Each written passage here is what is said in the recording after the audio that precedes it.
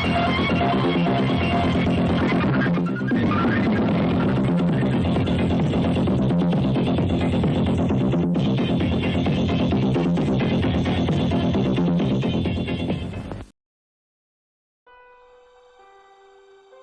all the home video pioneers, Charles Band is probably the best known, but not because of his contributions to that specific industry, but rather his long legacy in producing cult cinema, a legacy he continues today. At the time of this recording, he's produced over 350 films, of which he directed over 50. Having been born into a family already established in the entertainment industry, he was already on a path towards success. Charlie was on all my sets when I was directing movies in Europe, from the age of, I would say, 9, 10, 11, something like that. Yes. Yes, so it's an old relationship. His father before him had produced 10 movies when he himself decided to make his own in 1973, an erotic parody called The Last Foxtrot in Burbank. 3 years later, Band would produce the film he really wanted to make, Mansion of the Doomed, and the following year, a sexy parody called Cinderella. The film was a small hit, allowing him to make even more movies and experiment a bit with the emerging home video market, a technology he was already familiar with.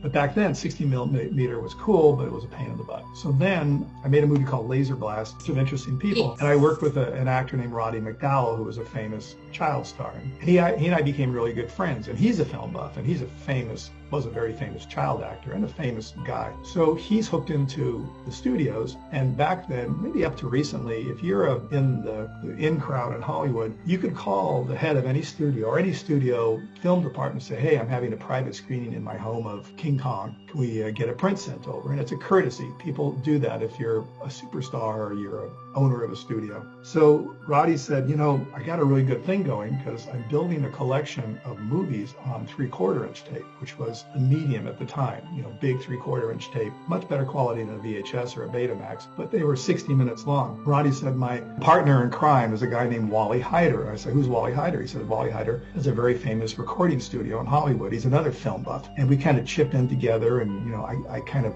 borrow these prints. He's got a film chain. He puts them up on the film chain. Presto bingo, we all have copies of Gone with the Wind. You know, it was unheard of at that time. It was always two tapes, the 3/4-inch 1 hour and the 3/4-inch 30-minute or a second hour. So there's always a point you have to take a tape out and put a tape in. So for about a year, 75, 76, I forget the year, maybe 77, I amassed a collection of maybe 20 movies. His interest in entering the home video market began in 1977 when he read a story about how tape duplicator Andre Blais licensed 50 films from Fox for home distribution. This was the first time a major studio licensed their films for videocassette. I thought, what an awesome idea. Of course, I believed that this would be huge because I used to have a 16mm and other ways to screen movies at my house back in the day. I was in my mid-20s. So I thought, well, you know, I know how much pleasure I get from watching a movie at home, which, remember, nobody back then was doing this. If you were interested in a movie, you either had to wait for it to come on late night TV, if it ever did, or maybe see it at some revival house, or if it was a current weird-ass movie, you would go to the local grindhouse movie theater. But the idea of, at whim, at your call, being able to see a movie did not exist. So I thought, well, this has got to be awesome. So I was very excited. And I thought, well, maybe what I can do is acquire the rights to a bunch of weird and successful independent movies at that time and start my own label. I'll be the second label out there after Mag Video, which was Andre Blais' label. In February of 1978, Band announced the launch of MEDA, an acronym which stood for Media Home Entertainment and Distribution Association. It also happened to be the name of his first wife, MEDA, who's pictured prominently in this ad. In the following month, the young company announced their first 2 videocassette titles, Flesh Gordon and Alice in Wonderland. Over the following year, while the company was building their eclectic catalog, they hit a snag. In January of 1979, Abco Music filed a copyright infringement suit against MEDA, claiming a videocassette entitled The Rolling Stones in Concert included music that wasn't licensed. Band would tell reporters at the time that he mistakenly thought the concert footage was public domain. In the end, the judge issued a writ of seizure order for the master and all the videocassette copies. This is believed to be the very first time where a music company sought legal action on a home video distributor. Not allowing the hurdle to curb their success, band actually opened 2 video stores later that year in Beverly Hills. They were called The Wizard of Vid. But despite the shops doing relatively well, they were closed shortly thereafter. Band has simply lost interest in running a retail business. It just didn't compare to the excitement of a movie set. Also around this time, MEDA, only a year old, had 4 of their releases chart on Billboard's very first top 40 videocassette list in November of 1979. The highest grossing of these being The Groove Tube at number 13. But as MEDA's business continued to skyrocket over the next 2 years, trouble was brewing on the horizon. On the insistence of Erwin Yablans, a producer he was working with at the time, band brought in 3 of Yablans' associates as partners in MEDA. The move, as it turned out, was a hostile takeover of the company. Outnumbered, band was eventually squeezed out of the very company he created and was paid $400,000 for his stake. With band out of the picture, the company dropped the MEDA acronym, designed a new logo, and was sold to Heron Communications in 1983 for $10 million. Not letting up in the home video field, band created yet another distribution label in 1981, whose name was inspired from his short-lived chain of video stores, Wizard Video. But having a real bug for home video and not wanting to get out of that end of things entirely, I thought, well, let me start another label, make this one more edgy and more weird and concentrate primarily on just horror films, really bizarro horror films at the time. So in '79, late '79, I came up with the idea of Wizard Video. The early Wizard Video catalog consisted mainly of independent films, music, and special interests. Later, its focus was shifted to what it's most commonly known for today, international horror and exploitation. In August of 1981, the new company had their first charting videocassette with the release of the shocking revenge film I Spit on Your Grave. It peaked at number 24, spending 14 weeks in the top 40. In February of 1982, band struck a distribution deal with Family Home Entertainment, a growing company that had made its name the previous year by distributing mainly children's content. This gave the company full control over the domestic operations of Wizard Video. According to FHE at the time, Wizard president Charles Band has left domestic home video to concentrate on indie production. According to Band in his memoir, Confessions of a Puppet Master, he couldn't be bothered with the manufacturing and packaging of all the cassettes himself, so he simplified his end of the business by offering his distributors the video master of the movie along with all the boxes. They'd pay up front for the boxes, and the rest was up to them. Just mere months of striking the FHE deal, Band created yet 2 more home video labels, Cult Video and Force Video. These new labels focused solely on sleaze. The marketing for film gore included barf bags and certificates guaranteeing that the first viewer to die of fright or shock while watching the tape would be buried at Force Video's expense. Okay, all you little kitties out there in the peanut gallery, have you got your barf bags ready? Remember the Surgeon General's warning, keep your barf bag ready at all times or extreme embarrassment may result. Remember our motto, you gag, we bag. In the same month the FHE deal was struck, Wizard Video's New Line Cinema title, The Texas Chainsaw Massacre, debuted on the top 40 chart at number 23. It eventually reached the number 6 slot, spending 25 weeks on the charts. At the time, Band explained that a title like The Texas Chainsaw Massacre is a real breakthrough title. There's a built-in audience for that film. At its peak, it sold over 10,000 copies in a single week. An FHE spokeswoman commented on the success of the release, stating that she hoped it wasn't a comment on society. This was the last of the label's titles to make the Billboard's top 40 list. As he did with his entrance into the home video market, Band gambled yet again with another media platform. In March of 1983, he announced a line of horror video games from his newly created Wizard Video's game brand. Because these games are inspired by popular horror movies, he believed the name recognition would include a built-in customer base. For the Atari 2600, he released Halloween and the Texas Chainsaw Massacre. But because few stores were willing to carry such controversial games, they sold poorly. This forced Band to abandon the development of the label's next 2 games, one based on the film Flesh Gordon, and the other one on the 80s new wave band Devo. Variety, in covering the release of the 2 horror games, reported that Band predicts a greater market for film-based video games presented on video disc, since that technology will allow the games to be played with footage of the actual films. He believed this so strongly that he planned to shoot additional footage for his next film, Metal Storm, intended solely for a future video game version of that movie. It's unlikely this ever happened. In March of 1983, band struck a deal with Vestron Video to release select films from the Wizard Video library onto CED video discs. Among these were their most successful titles, including grindhouse classics like Zombie and I Spit on Your Grave. This marked the first time these films were ever released on a disc. Later that year, New Line Cinema sued Wizard Video for over $250,000 in outstanding debt. Commenting on the lawsuit at the time, band complained that the original contract was a bad deal from the beginning, and that small independents don't have a chance anymore. He goes on to suggest that the earnings from the New Line films just didn't justify paying off the debts. This wouldn't be the first time band was accused of withholding payment from licensors. So Wizard Video had the right to distribute it in the USA and Canada on video. Now they're selling it to the UK illegally, and I catch them.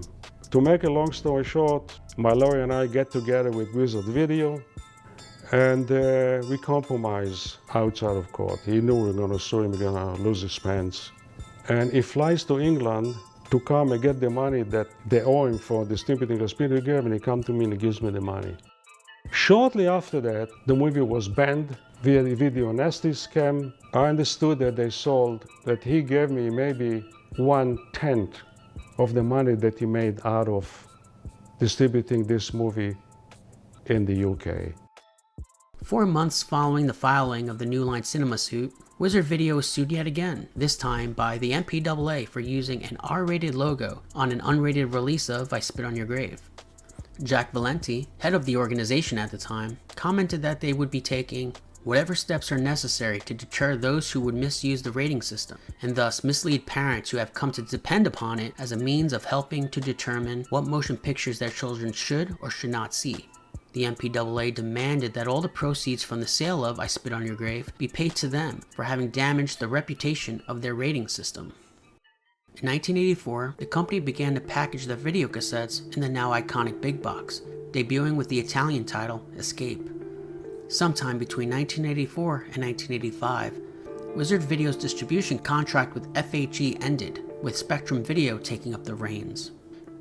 In May of 1985, band revived Force Video and spent $2 million licensing 60 films from mainly European producers. The concept behind the renewed label was to release the films in thematic packages.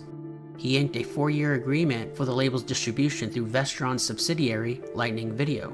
The following year, Lightning would also take on the Wizard Video catalog. In 1986, band took a tremendous leap forward with his production company, Empire Pictures, by turning it into a full-fledged movie studio. As a result, he was now spending more time in Italy producing films, and less time on his home video ventures. Wizard, Force, and Cult Video all seemed to have dissolved by the end of 1987. In that year, Wizard Video released their final 3 titles, Psychos in Love, Mutant Hunt, and Robot Holocaust. They were released in slipcase packaging, a step down from the vibrant, oversized display boxes of their predecessors.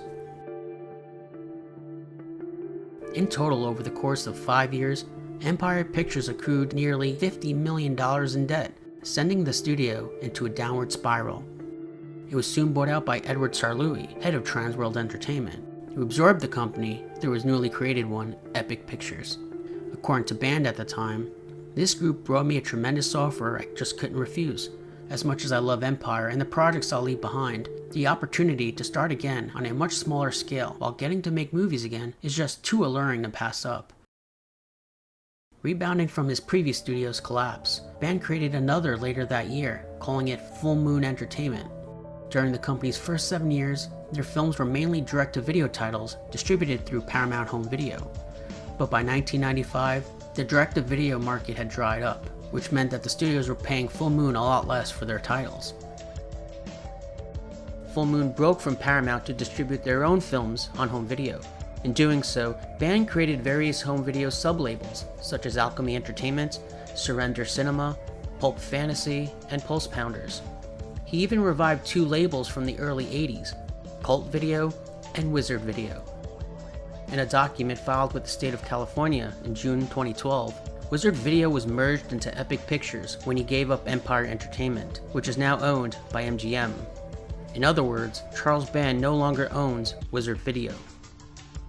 The following year in 2013, Full Moon issues a press release for their new streaming platform. Full Moon Streaming, as you know, launched a few weeks ago, and thank you to you guys who are signing up. I mean, we're just beginning. We hope to have, I hope, maybe 10,000 subscribers by the end of 2014.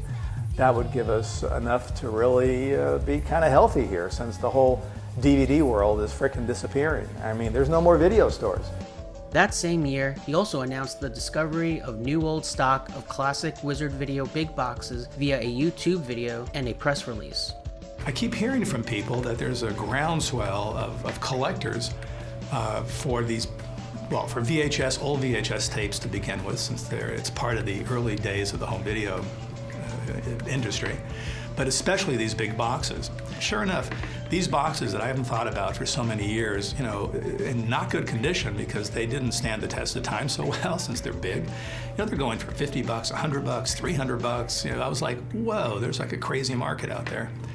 And, you know, as fate would have it, around that time, some months ago, we here at Full Moon have been trying to clean up our warehouse space. And what we found, which was super awesome, is about 15,000, 16,000 perfect condition, big VHS boxes. I'm going to show you a couple. Any of you remember these classic Bizarro movies? And I figure, you know, $50 is affordable, and when they're gone, they're gone. Although Band had his loyal supporters, much of the VHS collecting community found the press release very suspect, as it had many factual errors about the history of Wizard Video. When I personally purchased one of these cassettes for closer examination, I proved conclusively via a YouTube video and a VHScollector.com article that the boxes were in fact modern reprints and not original stock from the 1980s. Sales of the reprinted boxes began to plummet, and Band eventually abandoned the project altogether, conveniently claiming that the remaining titles that were scheduled to be released were ruined in a flood. So there it is, folks, the story of Charles Band and his adventures in the wild world of home video. Today, Band is still releasing his own films to home video and various streaming platforms. Regardless of what we might think of his questionable business practices or the quality of his films, he's no doubt a B-movie legend and a true pioneer of the home video industry. Thanks for watching, guys. If you really enjoyed this video and would like to learn more about the home video industry, please like, comment, and subscribe. Let me know what you think, or if there's any other video ideas that you have, and hopefully I can do it. Have a good night, guys. Thanks again.